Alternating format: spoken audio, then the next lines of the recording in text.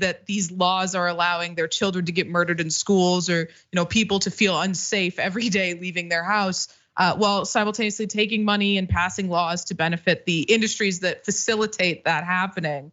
And I just wish calling attention to this hypocrisy would change the minds of the voters more than it does. And it's just infuriating to watch this happen again and again and again and again, and to see so little change, and to see politicians pretend that they're standing for the people when we know objectively that the people want more gun regulations, in every state, all across the country, Republicans or Democrats, independent, doesn't matter. People are for, common sense gun reform, gun regulation. And it just doesn't come. It doesn't matter how many children are getting murdered in schools. These politicians don't care. So for them to stand in front of a camera and pretend that they have the moral high ground, or that they care about, the bodies of the children that are getting buried, every other week, it seems, it makes me so angry. Absolutely, it's infuriating, it's enraging. It's not only hypocrisy, but it's just so incredibly disgusting. The thought that the first action that they do after 3 children and 3 adults are killed at their Christian school is that they pass law to protect gun manufacturers.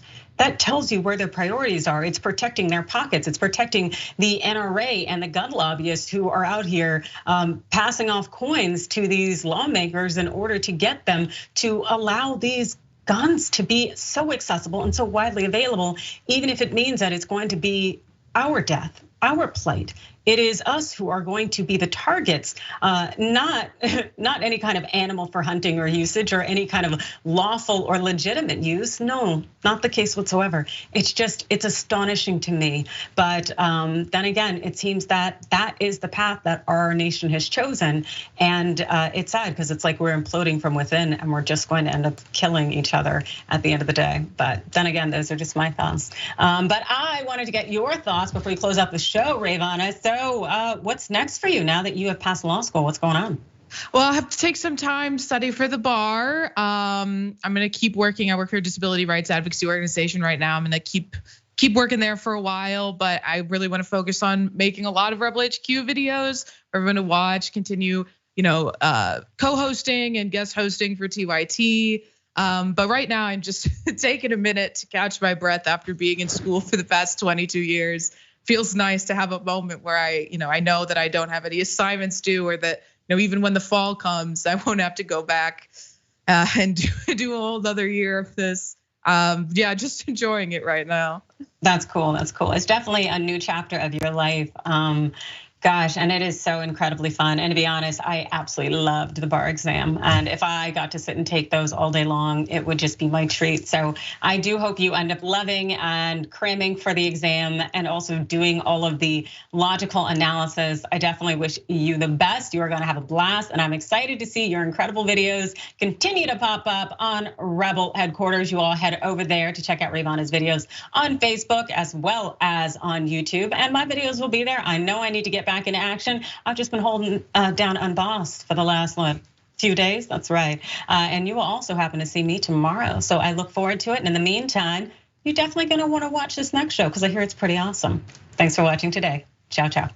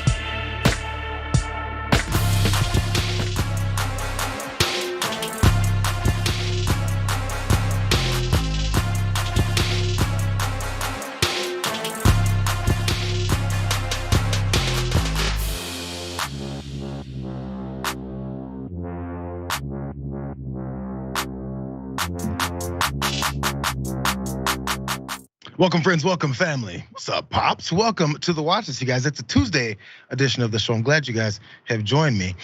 We have a lot to get to, as usual. I mean, come on. What are we going to do? Say we got nothing to get to? That's not how this show actually works. So I'm glad you guys are here. Please like, subscribe. Go ahead and share that damn stream with everyone that you know. In fact, share with people that you don't know. You might make a couple of friends, potentially enemies. Who cares? Don't you want some interactions with folks? I enjoy it. As a matter of fact, before we even get into all of this stuff, I want you guys to watch this one thing. Watch this. That was nice. How much is that worth? We won't even talk about that. A video finally goes with the picture. Ron DeSantis is a little bit of an odd character. Trae Crowder is my guest today. What's up, brother? He's a Rebel HQ contributor. He joins me. I want to break down a little bit of this, but first, welcome to the show, brother. How you doing? I'm doing good. Glad to be here. Hopefully nothing overly nightmarish on the docket for today, but that is the world we live in. So I guess we'll see how it goes. Starting out with something fun, though, old pudding fingers. So what happened Can we watch it there? again? Can we watch it again? Listen for the joke. That was nice. How much is that worth? We won't even talk about that. I'm still not sure what he said, but it was about a Porsche, I think he said, and how much is it worth? It was hilarious. Okay, clearly. And people are jumping on this guy for having this weird laugh, since there was a weird image of him laughing like this as well. But to be fair, there are odd people with odd laughs, and maybe it was just a one-off thing. There was this time he was talking to Piers Morgan. Watch this one. You broke it on the new Watergate. But I have to put it. It's one of two things. It's either he's really trying to let someone know he's laughing, or he just has an odd laugh. I don't know, man. I think it's like like a sociopath / robot, like going into like joy mode or something. You know what I mean? Like engage mirth, and then he's like, ha ha ha, like, but he's been overcoded or something, that type of thing. He definitely has a penchant for doing that. But as a stand-up comedian, you're right. I mean, some people have insane laughs, and it's wild how differently they can impact an audience. Like sometimes it's great, makes everything better. Sometimes it's weird and puts everybody off. So I feel like DeSantis would be in the second camp. I doubt he'll be coming to any of my shows anytime soon, though. So it's probably okay. That'd be fabulous, though. If that happens, you'd have to start recording. He'd do more of this show than anything else. My last thought here, because as we go into this, I'm thinking people are talking about his laugh. They're talking about how weird he is. And it's a little unfair. This weird guy can't help how he laughs. He can't help that he's trying to interact with folks like a normal human being, and he just has this awkward nature to him. It's who he is, which leads me to a bit more of a serious point. This guy is pushing kind of legislation that will stop people from being who the F they are throughout his state, and hopefully throughout the country in his mindset. So let's change people for who they are. No matter how weird it is to you, it's who they are. A lot of people think you have a weird laugh, bro. A lot of people think that you're not able to interact with people, bro. A lot of people think that you're just this odd alien type of creature. Should people hold that against you and maybe outlaw you being who you are because we think it's weird? Maybe you should think about that as all the ridicule continues to come his way. I'll tell you what, I find it kind of refreshing that like minutia like that, like how weird his laugh is actually having an effect on a conservative politician anymore. Do you know what I mean? Because I remember remember when Howard Dean went yeah or whatever, and that just sunk his whole campaign, because that seems like that's how the standard used to be. And then lately, it's like you can sexually assault, you can defraud the government, you can do whatever, and still win elections. So even if, regardless of who's on the other side of the election from DeSantis, like to see people, dinging him for stuff like that, I'll take it. I'll take any dings people want to levy against that guy. Sexual assault, you say, huh, Trae? That leads us right into our first story. This guy's not up for election, but he's definitely a bigwig in the political game. Let's start here. The wide-ranging lawsuit against Rudy Giuliani was filed in a New York court Monday. In it, plaintiff Noelle Dunphy claims Giuliani offered her a job in January 2019 as his director of business development with a salary of $1 million a year, but said he'd have to defer her pay and keep her employment secret until he finished divorce proceedings with his now ex-wife. Over the nearly 2 years that followed, Dunphy claims Giuliani paid her almost exclusively in cash, made clear that satisfying his sexual demands was an absolute requirement of her employment, forced her to perform a variety of sexual acts, and breached their alleged business agreement. Oh, there's lots of accusations here in this lawsuit coming from apparently a former employee of one Rudy Giuliani. There's a bunch of sexual assault and harassment claims within it, as you heard a little bit of there. Again, her name is Noelle Dunphy, and she was apparently promised $1 million a year to work with one Rudy Giuliani. Of course, his folks have denied this to him directly, but also there's another aspect of this. This was the sexual assault part about it that we first heard, but there's also apparently he's telling us some secrets that he and Trump liked to pull off. Watch more. The lawsuit also alleges Giuliani, a personal attorney to then-President Trump, told Dunphy Trump's team would claim there was voter fraud if he lost the 2020 election. In another instance, Giuliani allegedly said he was selling pardons for $2 million, which he and President Trump would split. Selling pardons for $2 million. Now, if you think about that accusation, we've heard from the end of Trump's administration, there was tons of people that were trying to put their cases together and present to him for this opportunity to potentially be pardoned. I guess letting them know how much loyalty they felt from, or maybe even how much money they've got to pay him, because we do know how Donald Trump thinks. Throughout this lawsuit, though, also Dunphy claims that Giuliani never even paid her that $1 million. It's even worse. In that 70-page suit that was filed in Manhattan, Dunphy claims that he didn't pay her the $1 million salary plus expenses that he promised her for the business development director role, and that the offer was, quote, a sham motivated by his secret desire to pursue a sexual relationship with her, which will probably get a bunch of Trump-like conservatives thinking, oh, well, maybe she's not his type. There's no way he would go through all that trouble. Would he or would he not? There's more, because his lawyers are talking about this is just extortion, of course, that's what they're supposed to say. A representative for Giuliani told news outlets that he had vehemently and completely denies the allegations in that complaint and plans to thoroughly defend against those allegations. And they also added, this is pure harassment and an attempt at extortion. He went on his podcast today and talked normally as if nothing was going on. I guess he doesn't have much to say about it yet. Maybe he's gonna let his lawyers do the talking for him. But one quick thing before you jump in here, Trae, Yashir Ali, in watching his podcast this morning, he caught this unfortunate screenshot, which has been times I've stopped in the middle of something that I'm editing or watching. And he said, folks, Rudy Giuliani is live now.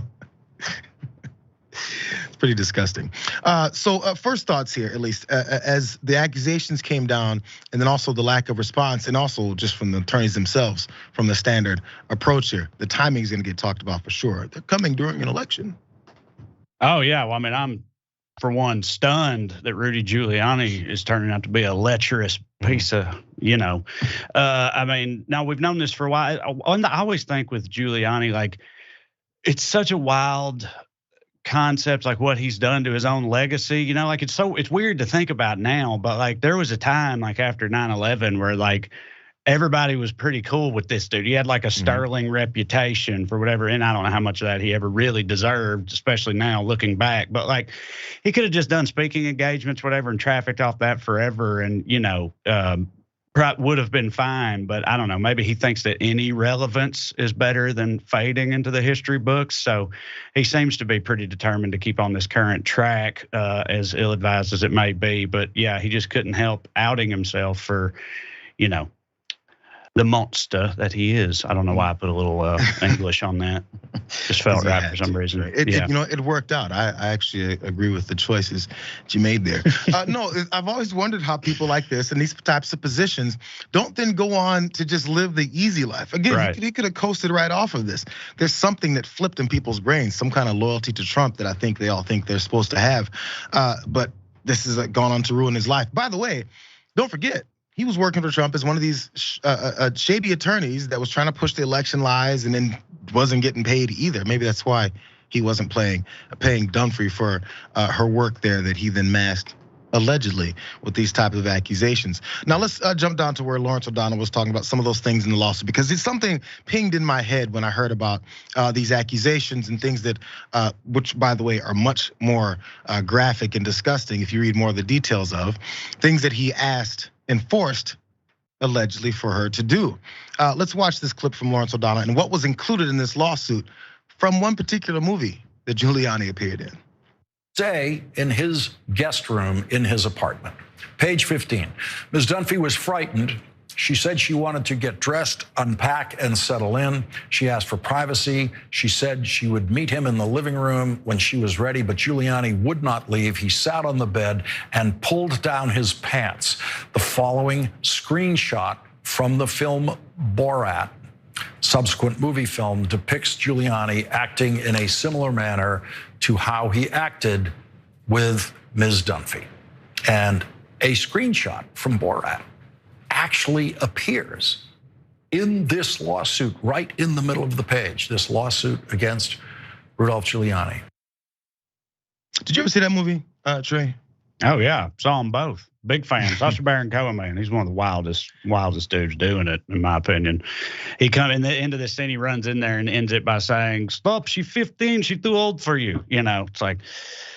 He never misses, especially when it comes to when his targets are these people. But yeah, love those movies. Saw this, and anyway, go ahead. No, these folks seem to find themselves easily. He finds politicians able, talking to Sacha Baron Cohen, finds politicians in these weird positions, and they keep trusting him. Whatever odd character he throws their way, they're lying on the bed, waiting for whatever's supposed to be coming next. By the way, there was other interviews that this is more a side note on the movie because this fascinated me. He went undercover with all these different back and forths. At one point, he was in this house with these couple of Southern guys, and they were kind of suspicious of him, and he wasn't sure if he'd get out, quote unquote, alive. And also in this particular case, he was in the closet in the room waiting for the Giuliani and intern, a reporter, I think, or his I think it was supposed to be his daughter in the film, to interact. And his phone, he said, was at 1% about to die, which was his communication device to get out there in time. And he said he wasn't expecting Giuliani to come into the room, wasn't expecting to be on the bed, fiddling with his zipper or whatever he was doing. So the number of things that he had to jump into and try and is crazy. If you hear him talk about like the behind the scenes of making the first Borat, especially like that thing where he went to that rodeo and all that stuff, like, I mean, he makes it sound like he incited a riot basically and barely escaped with his life and stuff. I mean, no, dude, I'll stick to just standing on stage, saying big words in a funny sounding accent. That's more I was just gonna ask you if he reaches out for a guest starring role to go undercover. Well, yeah, I mean, of course, I couldn't say no, but I don't know how it would go. I feel like I'd get found out immediately. I'm not a good liar. You know what I mean? So. Makes you. Now, I guess it's more of acting, but it's acting in real life. Like the other people aren't acting, which makes it just seem like it's more like lying to me. And I give myself up immediately. You can ask my wife. Like I can't cover anything up. Hey, you guys, Trae Crowder is an honest human being. Remember that as we jump over into not because of just like the type of person I am, or whatever. I just don't have the capacity to be good at it. You know what I mean? Good. It's a good trait to be something to be bad at. I have to agree. Let's go ahead and jump to this next story, guys. There was some crazy footage of one particular guy who, after we found out, the video you're gonna see off the top here is what we found out about him, what he was doing before he went and attacked one particular congressman's office. Let's jump to this story. CNN has obtained this surveillance video that appears to show the same suspect chasing his neighbor with a metal bat just minutes before he went to the Democratic Congressman Jerry Connolly's district office.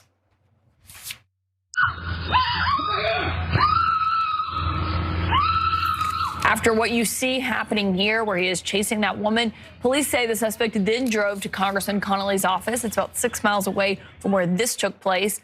The congressman says that the bat-wielding man attacked his intern, who was on her first day at the job at the front desk, and then also struck a senior aide in the head. Crazy footage, as you'll see, from this suspect who was chasing a neighbor around with a bat right before he used that same bat. And as maybe you've heard on Monday, Representative Jerry Connolly, his office was then attacked, and an aide was hit, and then the new intern, I believe on her first or second day, was also attacked in that office. There's a little bit more coverage from CNN talking about this. They did catch up with Representative Connolly and asked him how this whole thing went down, especially since he wasn't even there for that attack. Watch more. This individual caused mass destruction in your office too. Yeah, after he was denied access to more staff members he could hurt, he turned his fury on the office itself, and a lot of broken glass, destroyed computers, some furniture. Luckily, a staffer was able to call 911, and within minutes, police arrived and took down the suspect with a taser. The father of the suspect that you see here tells CNN his son is mentally ill and that he has not taken his medication for schizophrenia in several months. The congressman says the suspect had previously contacted his office for help with some sort of issue and had made bizarre statements to staff. So he's had connection at some point, at least, with Connolly's office, and maybe they're aware of some of the things he was saying. But there's a little bit more, because then once they did also know that, Connolly points out a lack of security, which is something I had no idea was happening to the degree for maybe a prominent congressman. Let's watch that. This individual caused mass destruction in your office too. Yeah, after he was denied access to more staff members he could hurt, he turned his fury on the office itself, and a lot of broken glass, destroyed computers, some furniture. I haven't been able to get there because it's a crime scene. We've seen this happen with Nancy Pelosi's house, Steve Scalise shooting. I mean, what does this tell you about how vulnerable members of Congress are? I think we're going to have to reassess the security we provide or don't provide district offices. So if you're a member of Congress and your office happens to be in the federal building, the courthouse, you're going to have security. But if you're in a commercial office space like me, you have no security, none. And what could go wrong with that? Well, we learned the answer to that question this morning. Mm-hmm. Found the answer to that question. I don't know, maybe I'm a sucker. Maybe I don't know what general security is supposed to be for a congressman, especially in the type of political climate that we have right now, Trae. But this whole story's gone crazy. And by the way, they did determine, at least specifically from Connolly's office as well, it was not, and under their assumption, a politically motivated attack. Right. Like this conservative MAGA person was coming after Connolly because he's a Democrat, but it seemed a bit of a mental health crisis. Yeah, I was just about to clarify that with you, because that's what I thought. It wasn't like a Pelosi's husband thing. It's just like this guy wasn't doing it to stop the woke mind virus or whatever. He's doing it because like the demons told him to do it or something, right? Like this guy's just, not in a good way, and probably should be under someone's supervision. I mean, if he's gonna be violently attacking congressmen or anybody. But yeah, it does make it different though than, if it was politically motivated. You hear stories sometimes, I feel like, about like people like Bernie or whatever, about how, man of the people, that just like, you can just see him just walking around Burlington sometimes or whatever and stop and talk to him and that kind of thing. And I've always thought that was pretty wild. I mean, a lot of the Congress people and senators are, lower profile. So maybe, that's not as surprising, but especially like you said, in the climate we live in, you'd think that also because of all the other amenities that they get and everything and all the things that they have available to them that regular people don't, you'd think they would have made it a point by now to make, taxpayer dollars pay for personal bodyguards or something. I'm kind of stunned that they haven't done that. It definitely seems like something they would have done. There was something that stuck out to me, because look, there was a mental health crisis. There was issues going with it. He took a bat there as well and assaulted a couple of folks and tried getting to more people. Fine, it's a congressman's office and surrounding him in this story. Number one, there was a bat. No one is dead. People who maybe are suffering a mental health crisis and they go and grab a huge semi-automatic rifle and run up into a place, they will shoot and kill a bunch of folks. And people always say, oh yeah, you know what? It's the people that do it, not the guns. Apparently in this situation, it's the guns, because if he had one, though, at least those two people that he attacked would be dead. Completely torn apart by that weapon. That then we'd say, who would have thought? Thoughts and prayers. That then they would have said, we have to do something about this mental health crisis going on in our country, because of course, everyone that suffers from these types of crises are the ones who carry out these shootings.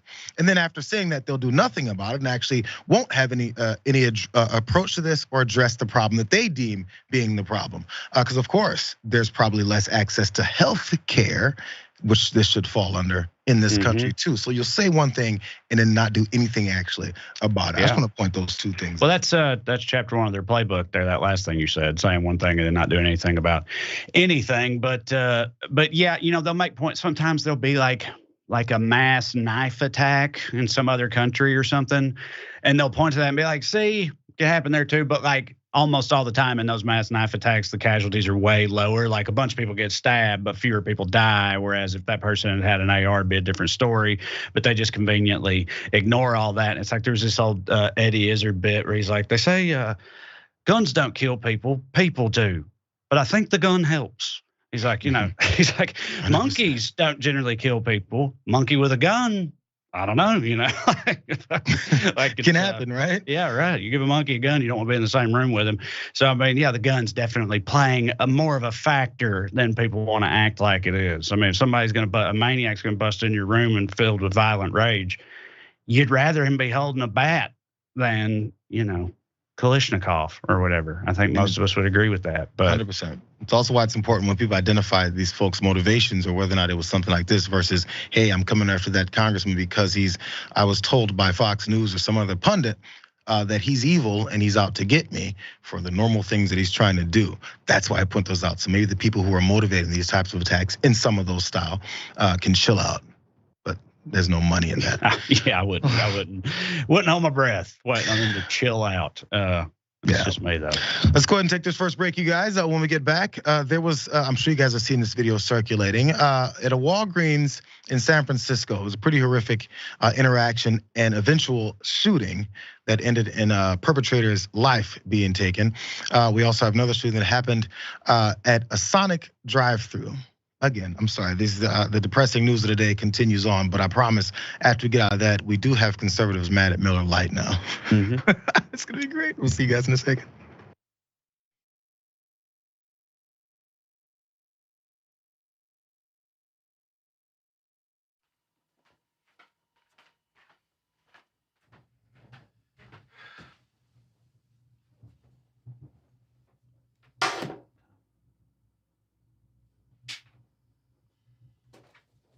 Welcome to the Damage Report. I'm John Idarola. This is gonna be a big one. Meanwhile, in the Arctic, you know where this is going. You watch the Damage Report, the Arctic's on fire. Obviously, why would we be talking about the Arctic except to tell you that it's melting once again? The Republicans aren't that interested in it. I wonder why. Lift out of poverty up to 3.7 million people, including an estimated 1.3 million children.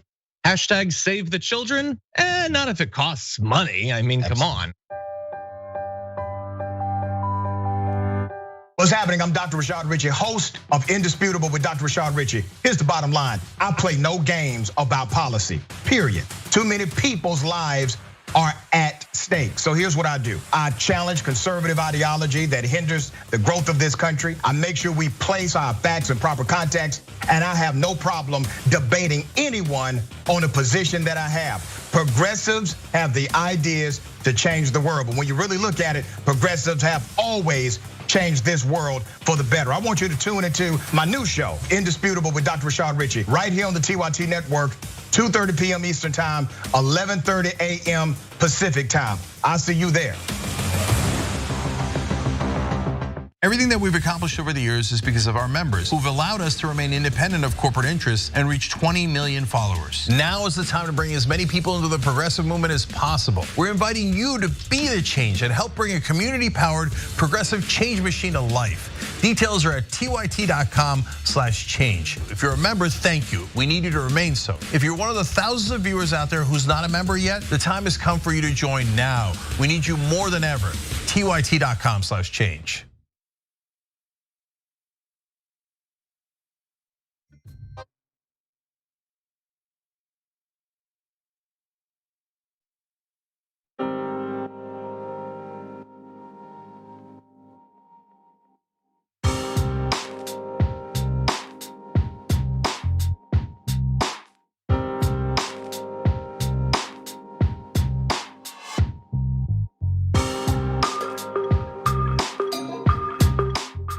Watch this, you guys. What's going on? TYT members, Shy Coltrane 42. The love for Trae is just flowing here. She says, they say, I'm here to laugh with Trae and also tonight at Weekly Skews. Yeah. Double dose of funny. That's right, yeah. Weekly Skews, that's my political live stream. I do it just once a week. I ain't got it like you do. When and where? Let us know, brother. When on my socials, on my Facebook and YouTube channel live, but also you can get it as a podcast wherever you get your podcasts. And it's every Tuesday night at 5 p.m. Pacific. And yeah, Weekly Skews it's called. So check it out. So much fun, I'm sure. Wolf Dragon Donna says, great to see you, Trae. Always love you to bits, Jayar. Oh, well, thank you. I kind of got a little shot in there. Thank you. I appreciate you guys. Let's go to something that I don't understand about Trae. Where is it? Twitch. Omegastron Shindrun Dragon. Trae looks like Carly Cox without his glasses. I have no idea who that is. Apparently Charlie Cox is who it is, and he played Daredevil in the Netflix series. I didn't know the H threw me off. I think Charlie that was Cox. a typo. Well, hey, I'll take that, buddy. Appreciate it. Yeah, ain't nothing wrong with that.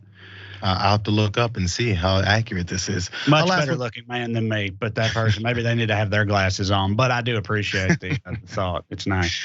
Maybe we can flash it before the show's over. I can't wait. YouTube, you guys, last one. Caroline Roberts says, so much for dinner. I'm trying to enjoy. Sorry about that. That was probably the Giuliani story. Maybe we can hold off on eating for two more stories, because this happened up in San Francisco, you guys.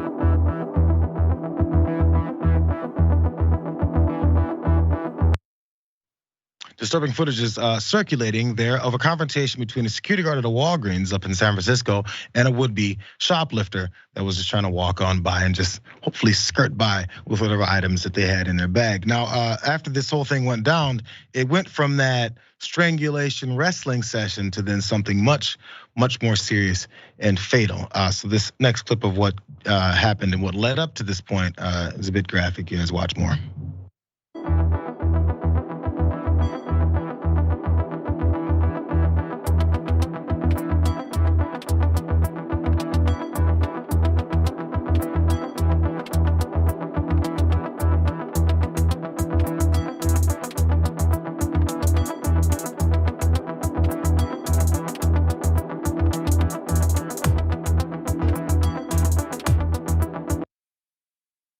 There's a lot going on there.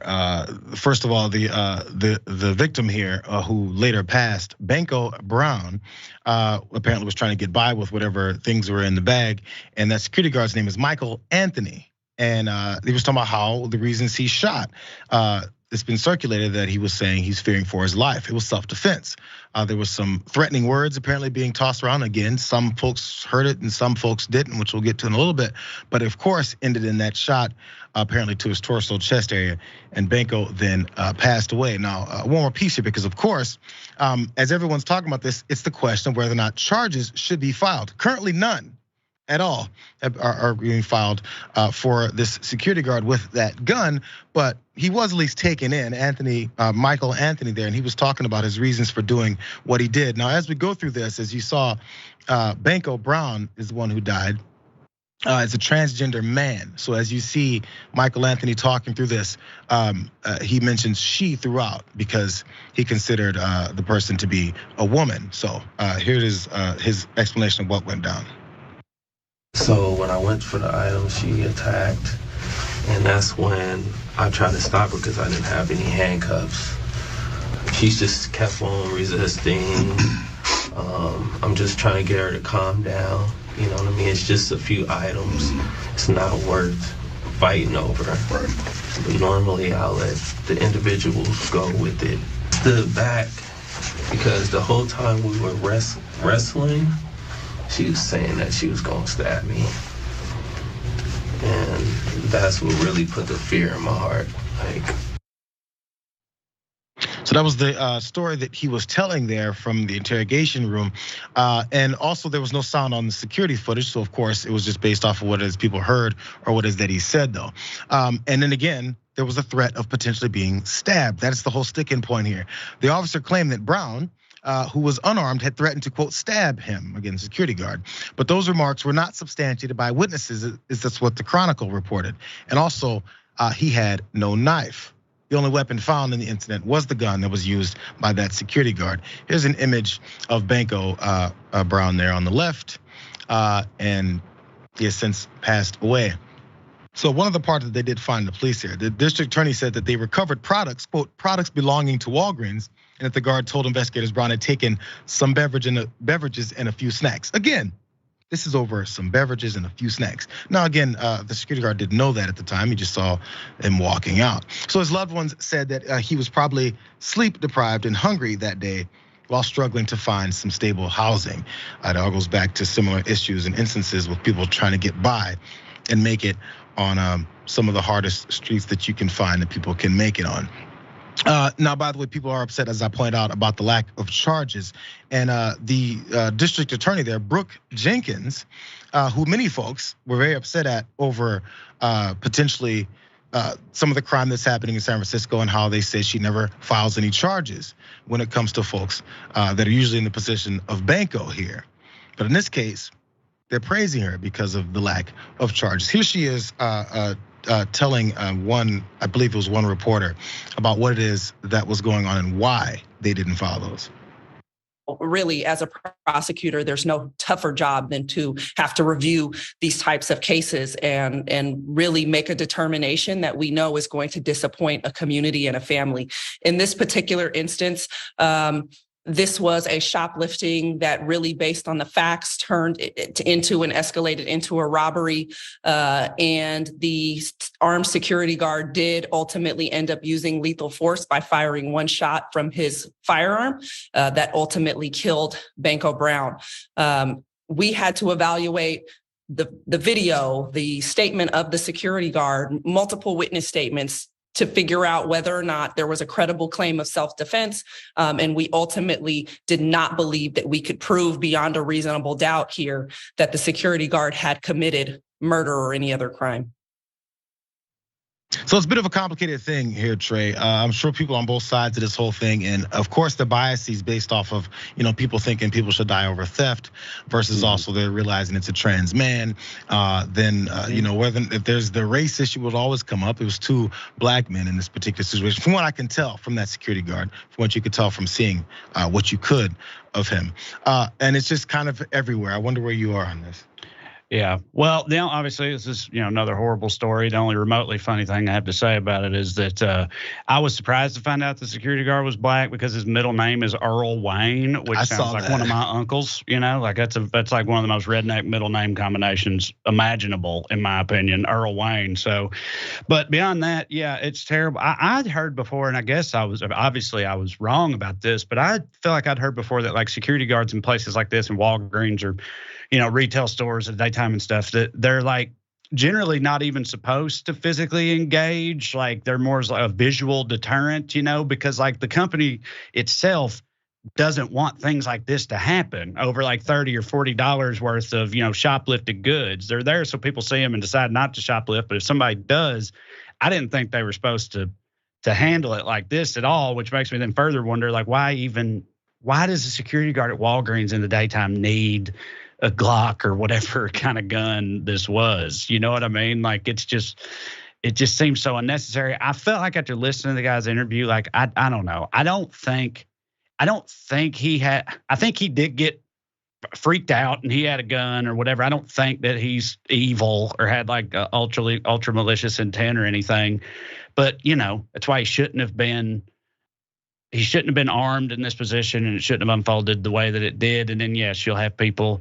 Well, he was they would call Banco a she, I'm sure. She was stealing, they would say. So as if that justifies being executed in the street, which has always been a wild mentality too. But we're a vindictive, vengeful country, and very punitive when it comes to crime. And then you add the trans element. And yeah, this whole thing is just a hornet's nest for sure. There's so much stuff floating around when it comes to this type of thing. Also, some folks saying that, oh, no, there was totally a knife. And other folks, of course, pointing out witnesses saying, I didn't hear him say anything about stabbing you. And also no knife was found on the victim either. So there's all the witnesses, like most of the witnesses in that video, that was another thing that was wild, is like, they're just kind of meandering through, like giving it a cursory glance, like, oh, is it Tuesday again? Like they seem so adjusted to it. Like I was gonna say, life in the big. That's what people like. My Meemaw thinks that like that's just because city life is like that every day. Every time you go to the grocery store, there's someone being shot. But I live in LA and I don't generally run into that type of thing. So that was a wild response to me. Sadly, though, your Meemaw is right. It's just kind of more than just in the big cities. People get shot every day. I guess for more proof of that, let's go to this next story. Flowers and a cross stand outside the Sonic, a memorial to employee Matt Davis, killed while on the job Saturday night. Shock, disbelief, tremendous sadness. The Keene police chief tells NBC5 Davis confronted customer Angel Gomez for urinating in the parking lot. The confrontation turned physical. That's when police say a 12-year-old in Gomez's car pulled out an assault rifle and fired 6 rounds, fatally shooting Davis. And I heard a bunch of gunshots, and then not even maybe 10 minutes later, we heard a care flight going over. Gomez and the 12-year-old fled, but were later arrested. Both now charged with murder. We're finding new and inventive ways to see more of this gun violence in the country. In this case, 12-year-old shot 6 rounds at this victim here who was just working at a Sonic. As you heard there, he was stopping a 20-year-old who was in the same group in the car with the 12-year-old urinating in the parking lot. Guess he really had to go. So after that fight then broke out, the 12-year-old jumped up and said, "Hey, I know how to use this gun." Or maybe he didn't. Who cares? It's right there. That's what we do in this country. And now all these families' lives have been turned now upside down. Really fast on what it is that went down, because detectives believe that Angel Gomez, who's the 20-year-old who was urinating, was the driver of the 12-year-old boy and other passengers. There's other folks who knows what the ages they were hanging out and seeing this. Gomez was loud and disorderly and had been confronted by Davis, the victim, after urinating in the parking lot, is what the cops said. The boy and Gomez fled the scene, then returned to get arrested because they knew they were being looked for. And then later on, they did actually catch up with the 12-year-old who was still 14 miles away of Keene, which again, kind of a small town in Texas, I would assume. I haven't heard of it, but apparently these things only happen in big cities, or is it just wherever there's guns, which is everywhere? Here's the 20-year-old Angel Gomez who got into the altercation, which led to this whole thing, and a bit of picture of the family of the victim. He had a 10-year-old son who he's now left, and he had just moved, apparently had just started that job at Sonic a couple weeks before that, and was looking to just get some work. Very normal thing for anyone to really want to be trying to get themselves involved in. And of course, this happens over urination in the parking lot. There's more as far as how this thing always happens, and I always want to point this stuff out. But first, just off of the disgusting nature of what happened here, Trae, what's your thoughts, bro? Well, I assume that 12-year-old there in Keene, Texas, received that gun for his elementary school graduation. That sounds about right to me. But yeah, it's I mean, this Christmas, there's going to be a bunch of Republican Congress people who put out a family Christmas card with their 10, 12, and 14-year-olds holding automatic rifles. Do you know what I mean? Like it's you can't be shocked by any of this type of stuff at this point, as crazy as it is. So yeah, and that guy's just doing his job. Somebody, if you're at a Sonic, you start peeing in front of everybody. Someone who works at the Sonic is going to have to deal with that. You know what I mean? They're going to send somebody out there. Hey, go tell that guy to stop peeing. That shouldn't result in, being shot to death. But it's Texas, it's America, it's 2023.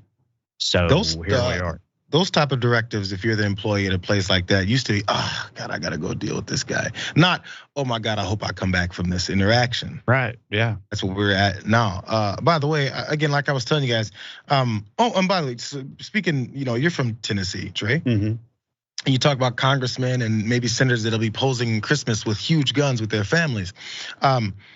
There's this basketball player. His name is Ja Morant. He plays for the Memphis Grizzlies. And for the second time in a couple of months, he's been seen on camera flashing a pistol. And oh my God, it's the main story about how his life is going to be destroyed. What are you doing? What are you doing? What are you doing? You know what he's doing, you guys? He's doing what every other American that apparently loves their guns does. They pose with their guns because what else am I going to do? Shoot somebody? Eventually. But first, I have to let you know that I have them, and then I'm a badass, and then I'm willing to shoot you. He's doing the same thing anyone else does. So why is it if we see Lauren Boebert walking around doing ads showing how she's gonna walk into Congress with a pistol is not a problem, but it's a problem when John Morant does it. By the way, I think it's a problem when both parties do these types of things. Right. Yeah, I mean, I'm a Grizzlies fan, so I mean, yes, I'm hyper aware of the situation with John. It's like best player we've ever had, super bright future. So of course this is happening, such as Tennessee sports. But it's like you said, you make a good point about the difference between him and Lauren Boebert when they do it. But again, as you said, like, I wish both of them wouldn't do it, but John especially, he's already gotten in so much trouble for it already. To do it again, it's like some people have estimated that cost him like $39 million already, right? And in terms of his like endorsements and future earnings and everything, it's like, please just stop, Ja. Like, please stop. But I don't know. Maybe once other folks will stop, he will too. He's just a product of his environment, which is America, not the inner city that people like to say. All right, you guys, let's go to this next story. Miller Lite apparently is on the chopping block. It's not just Bud Light anymore. It's a bit of a competition. Go. Here's a little known fact.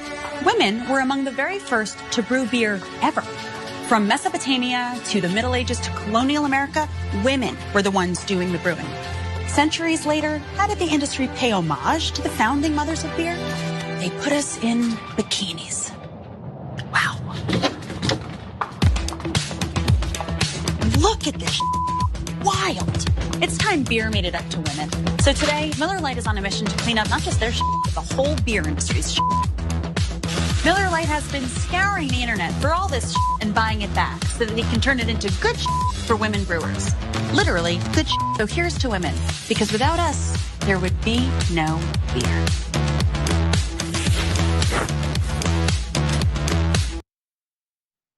Oh my God, I'm so effing offended. I can't believe this. There's a woman on this commercial, first of all. Number two, she's talking confidently and actually against the exploitation and absolute objectification of women throughout the years from this one particular beer company. How could she? You know what, my feelings are hurt. I think I'm gonna stop buying this beer that I never bought in the first place. That's the response from many conservatives upon seeing this ad for Miller Lite. It brought a bunch of attention to folks that were concerned with absolutely nothing until they saw it. And then they started tweeting things like this. Ollie London, I believe. Say goodbye to the old Miller Lite.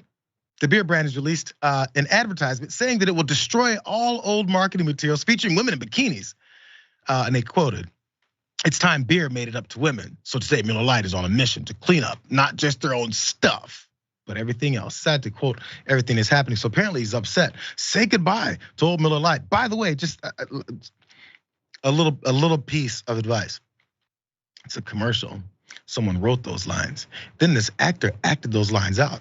I have this small feeling that Miller Lite and all the representatives are not scouring the country, buying up old posters of women in bikinis that say Miller Lite over their backs. Maybe they are, but I don't think they are, especially if you get so mad about it to this point to say, I can't believe they're doing this. You mean the joke?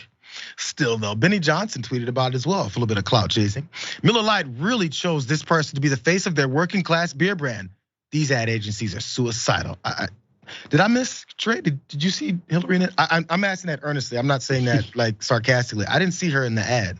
Maybe there's another one that I don't know about. But it's that someone who would take a picture with Hillary is chosen as the front person for the campaign, which they find abominable. When I first saw like on Twitter, Miller Lite's trending, Miller Lite's getting canceled, right? They've gone woke.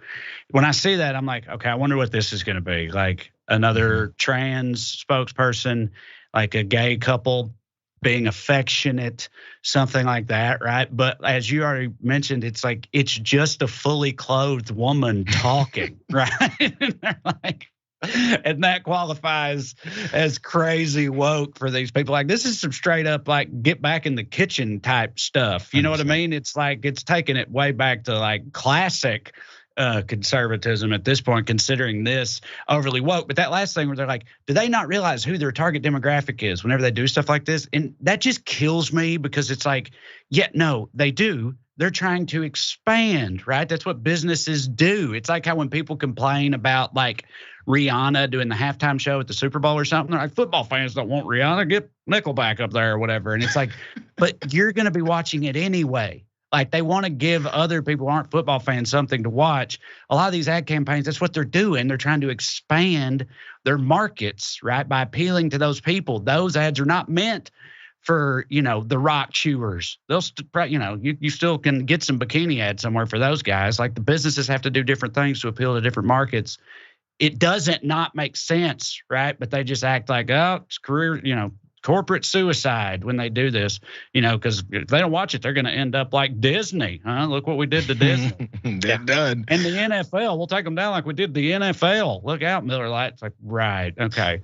I don't think they've ever successfully, canceled any of these brands. It's this complex capitalism that you keep talking about. I'm not sure how anybody could understand these types of things. Expanding your business, you mean selling to more people? Who would have thought a company would do this type of stuff? By the way, though, there's a thing about when you're not the target audience of a campaign, many times you don't even see the ad, right? Because why would it come to you? Especially when it comes to, the age of internet and algorithms and all that type of stuff. Maybe you wouldn't even have seen it, which leads me to this point. Many folks didn't see it. So as these guys are bitching and complaining about this whole thing, it turns out, graphic 4, people pointed this out on Twitter, that this ad campaign was first announced on March 7th because they're comparing it to Bud Light. They said first Bud Light, now Miller Lite. The Miller Lite one started on March 7th. The one that everyone lost their minds over, Dylan Mulvaney with Bud Light, that started on April 1st. That's about a month later. Just under, but still, because they weren't paying attention to it, because Tucker Carlson hadn't told them to pay attention to it yet, because Jim Jordan, Lauren Boebert, Marjorie Taylor Greene, Matt Gaetz, whoever the hell idiot you listen to, didn't tell you, idiot, that follows the idiot yet, to pay attention to this, because maybe your life wasn't bad enough yet. They haven't distracted you enough with other things while they pickpocket you at the same time. But still, Michael Knowles is one of those folks that decided to be on the grift side of this as well. And he's like, this is definitely a problem that I didn't know about until someone told me. Watch Michael. Now, the most important story of the day. I don't want to forget about immigration, forget about the economy collapsing, forget about the bank runs, forget about World War III. I want to congratulate Miller Lite. Miller Lite is following its own truth. It's going against the conservative cancel mob. Okay, it's standing up. Miller Lite is at least as gay as Bud Light.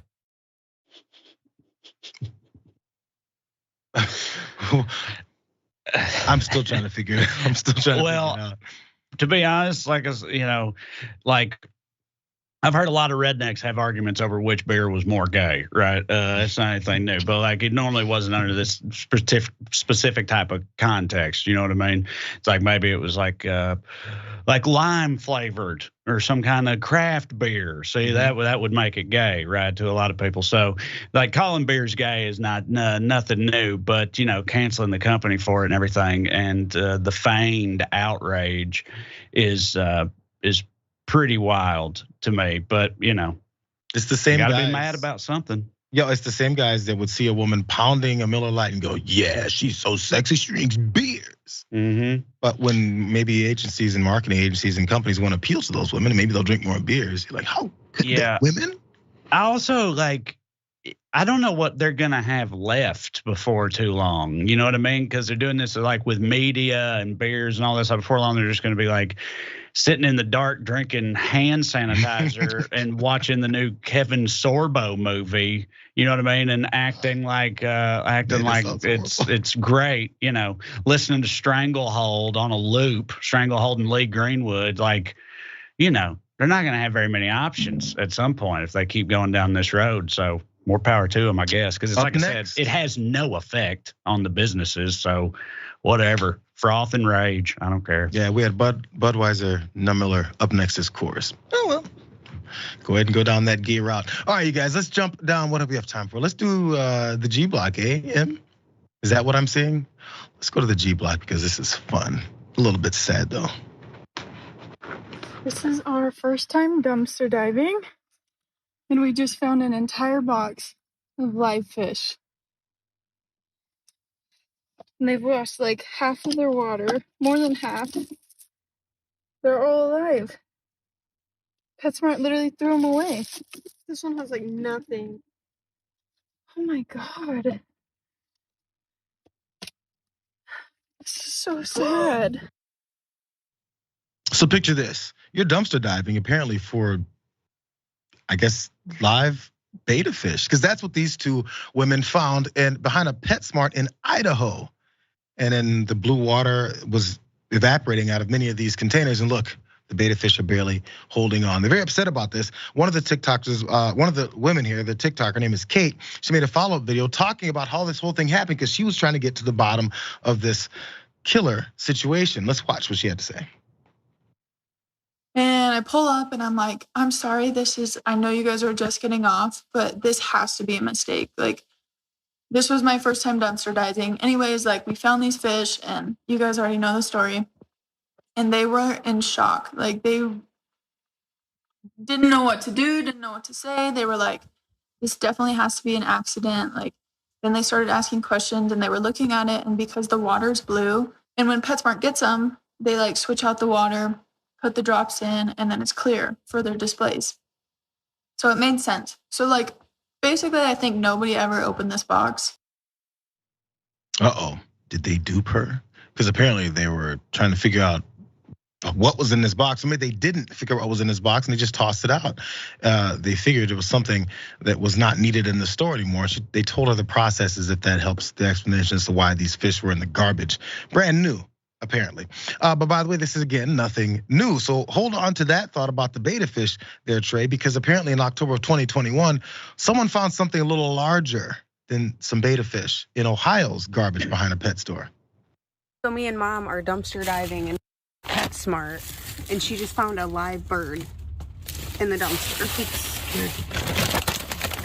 Look, here's food for it. Look, they set us up to give it a whole home. What's that there? Cat greenies. How can you throw a bird away? That's f***ed up. Let me see it. PetSmart in Canton, Ohio. Oh, poor baby. Let that bird fly free. Okay, so we got Idaho, we got Ohio. And next, one more, this time out in Pennsylvania. Nia and I are at PetSmart dumpsters right now. And I just put this down for proof. Just found a box of hamsters. And the hamsters. Really fast, PetSmart told the Independent that it was aware of both of these claims. Apparently those later ones, not the earlier ones, because we've got like 7 of these. And that, quote, nothing is more important to us than the health and safety of pets in our care. We're actively reviewing these situations and we have taken steps to ensure the pets in question are receiving appropriate care. The spokesperson added, and Trae, that spokesperson, the part that we didn't include in that quote that was in their head was, until you guys stop asking about this stuff because we don't want to talk about it. We don't know what happened. Some employee threw out the fish and the hamsters and the parrot because apparently we needed some space on the shelves. Who knows? They should probably answer the question though. Yeah. No, that's my question. Like, what's the rationale? You know, like they're not day-old baked goods. Yeah. You know what I mean? How like a Panera Bread will throw out all their old stuff instead of giving it to homeless people for liability reasons. Like it's another very American story you hear. But I don't get why you need to do that with hamsters. Like you could still sell the hamsters, right? What are they throwing them away for? I will say, I'm a little encouraged that we've advanced to a point as a society where this is like this is an outrageous thing to people. It's like an actual story. Because, remember all the time you'd hear like, the rumors about like alligators in the sewers and stuff like that. Like people used to just like throw pets out all the time. I feel like there's wild parrots in Burbank, right? And they say that's because there was a Busch Gardens that closed down, but also because in the 80s in LA, people got a lot of pet parrots, cocaine pirates, they were big at the time. And then they were like, oh my God, this bird lives to be 80. I can't do that. And then they all just let them go. And now we got like flocks of raving parrots in Burbank. So like people in America used to just throw pets out all the time, I feel like. So, now people think that's bad. So maybe that's something. That's an optimistic takeaway from it. Yeah, right. Well, these pet stores already get a bad rep. It's coming, when it comes to puppy mills and all that stuff, the way they get even say their cats and dogs. But I guess people don't think about where they get their parrots. I guess I'm not sure if that was a parrot. It looks a lot smaller than a parrot, but still, the goldfish and all them rest of them and whatever reason is that they then potentially do stuff like this. It seems like a regular thing, and maybe it is something with these are old. And then they get rid of. Look, dog shelters, they euthanize dogs every day. All these are sad stories. I'm not saying this for the sake of saying that, this is all normal, it should happen this way. But this is part of the process. When you start turning animals and pets into this whole business of buying and selling, then you treat them like boxes of cereal on the shelf. Yeah. That's just, it's the way these things work. And you mentioned people have thrown away pets forever. Yep, I grew up in the country a bit in St. Louis, and I definitely heard stories, never saw it, of when your dog has all these puppies, and there's a lake nearby. Yep. I thought of that because in my hometown, that's how it was. And I was like, no, that's too gnarly. I won't bring that up. But you went there instead, which I appreciate. I'm like, because yes, it's true. I tried to make a stand-up bit out of that one time, and audiences were always like, oh no, please God, no, don't talk about that. Ron DeSantis was in the crowd going, yeah, that's the only bit he liked. The ones where puppies died. That's when he just couldn't handle it, just cracked up. Anyway, sorry.